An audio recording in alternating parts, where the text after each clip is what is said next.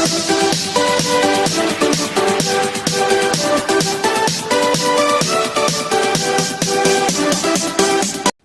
Morning बच्चों, home science study के channel पर आप सभी का बहुत बहुत स्वागत है।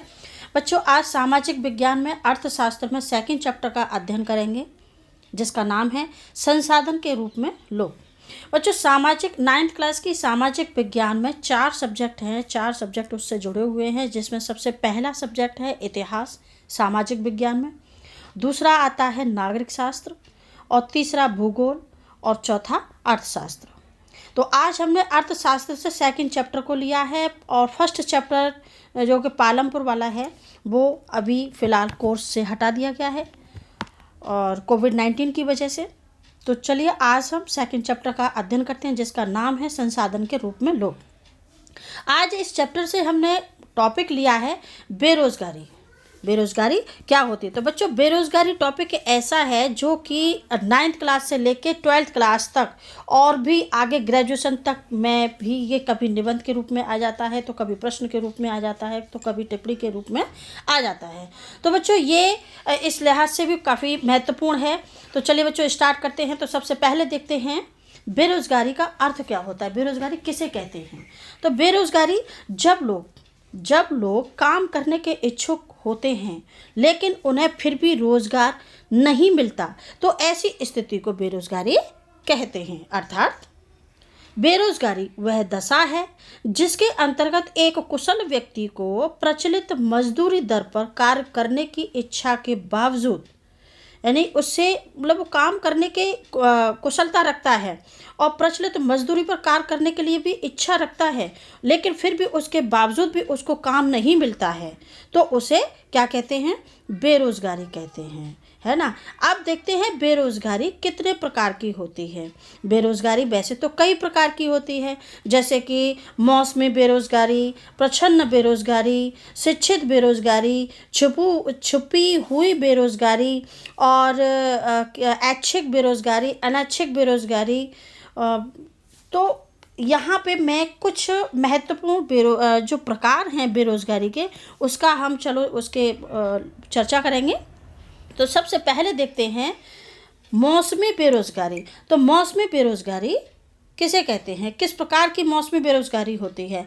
तो देखिए, मौसमी बेरोज़गारी तब होती है जब साल के कुछ महीनों के दौरान लोग रोज़गार नहीं खोज पाते।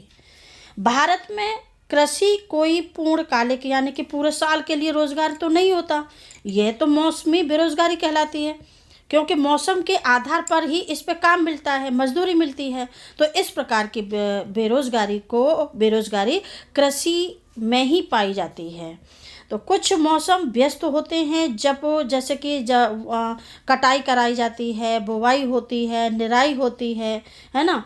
तो इस समय तो आपको रोज़गार मिल जाएगा, लेकिन बाकी कृषि क्षेत्र में बाकी का जो समय है वो क्या है, वो उसमें आपको कुछ मतलब कार्य नहीं मिलेगा कृषि क्षेत्र में।